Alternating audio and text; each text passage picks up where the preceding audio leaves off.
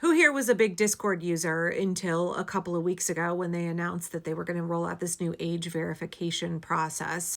I realize maybe I'm a little bit older than your average Discord user. My teenagers use them for their online gaming, right? Chats with friends.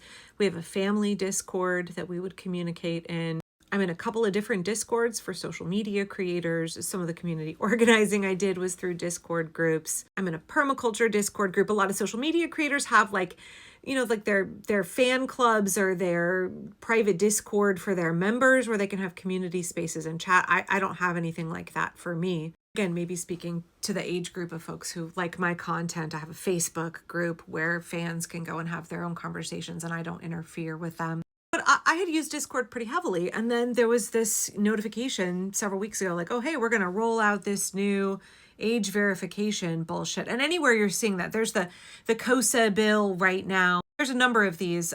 Taylor Lorenz has been reporting pretty extensively on all of these bills that we're seeing come through that are like age verification. You have to upload your driver's license or some other form of identification. You have to prove how old you are. And it's all in the guise of like protecting the children, right? Child safety. KOSA, by the way, is the Kids Online Safety Act, and there's been testimony around it. Our family was really shocked to see Joseph Gordon-Levitt supporting this. This is all like far right, right-wing tech bro, grifter, billionaire AI bullshit. None of this is about child safety at all. It's about surveillance. It's about normalizing, removing your expectation of privacy. It's all about harvesting your data. This is about shady, unregulated tech bros having access to your private, personal information. Right? We should all understand by now, anytime conservatives say this is about protecting the children, they're using that as a pretext to take away more and more of your rights. And which is why it was so shocking to see Joseph Gordon-Levitt like out stumping for this shit. Actually, before I talk any more about this, I want you to listen to what AOC had to say, and I promise we'll get back around to Discord. She'll touch on them as well.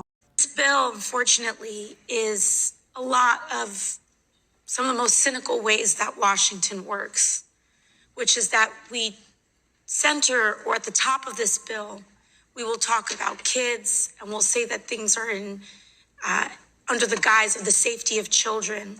But then when you actually open the hood and look at what's under there, it's being used as a smokescreen for everything that big tech lobbyists want. That's absolutely right. And what big tech lobbyists want is a national surveillance program where they can harvest the private and personal data of every American. That's right. With zero actual protections for people and their privacy and victims of some of the most heinous crimes that we've seen in America. And we don't have to just talk about this as though this is a theoretical issue. Just a couple of months ago, Discord, a platform where a lot of kids have been targeted and put in danger, mind you, tried to roll out this idea of a data verification or an age verification technique. But they did it in this way that was also very emblematic of what we're against here today.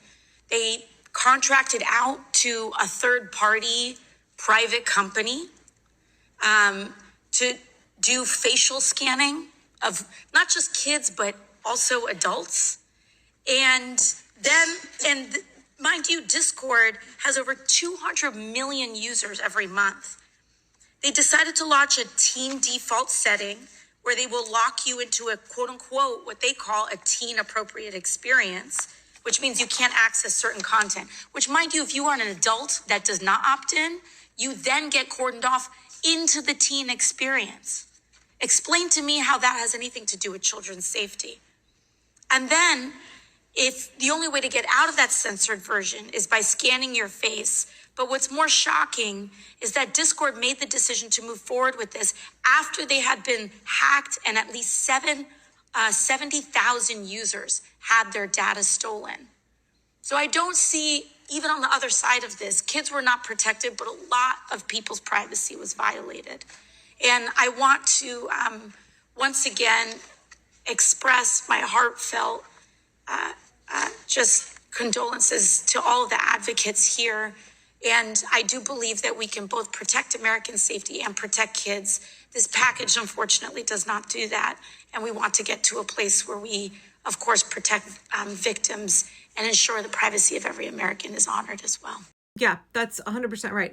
Everything AOC said there is absolutely correct. And she's right. Discord is one of the ones that wanted to scan your face. Some of them want you to upload your driver's license, but the face scanning one, that connects to I was going to say our friend Peter Thiel is not our friend. It connects to Palantir. So KOSA and all of this other legislation that has the guise of protecting children, but really is about technocrat bros trying to institute their feudal vision where we are all serfs and they have unbridled access to every single part of our lives. They control everything that we do so that we can function as serfs that produce labor, widgets for them that they can then sell to the rest of us, that they can then harvest profit from, and then live high on the hog on their luxury yachts in obscene wealth, continuing to function as the Epstein class. That's the future that Elon Musk and Peter Thiel and all these guys who've been to Epstein Island, who've been sending Jeffrey Epstein emails being like, please, can we hang out? Yeah, that's the future that all these guys want.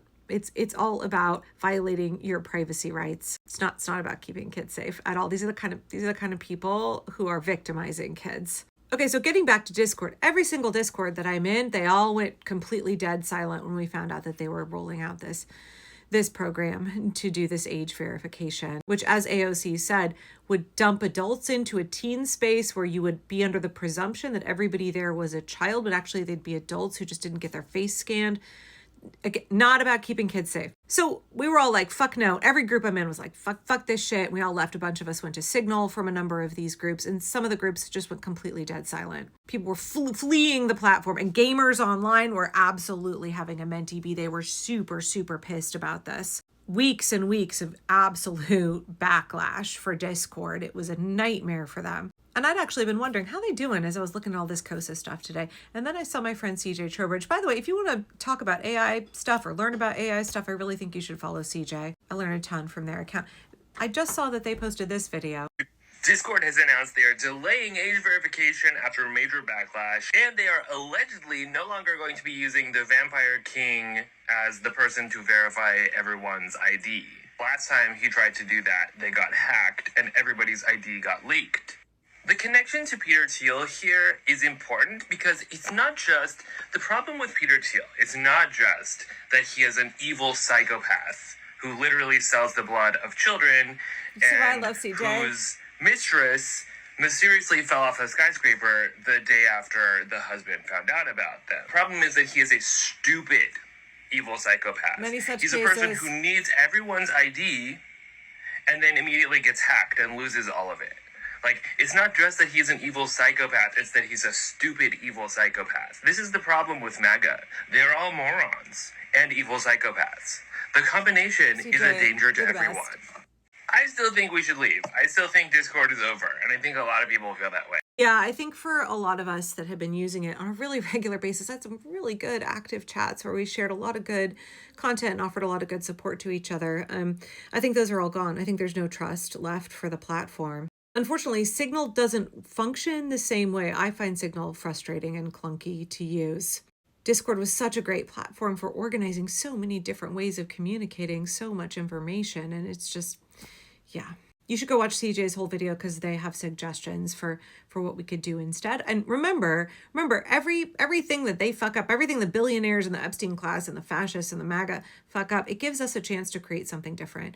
That wasn't working. There were all kinds of problems. Okay, this is an opportunity for us to figure out an alternate pathway. In fact, in resistance movements, a key element of effective resistance is envisioning and designing and implementing alternate pathways, alternate ways of doing things that are already right now, not waiting for some future, right now in this moment, already building parallel, functional, more just pathways, structures, supports, etc. So what can we build instead of Discord that will work better? Sorry, I'm shaking my phone. It's really late at night.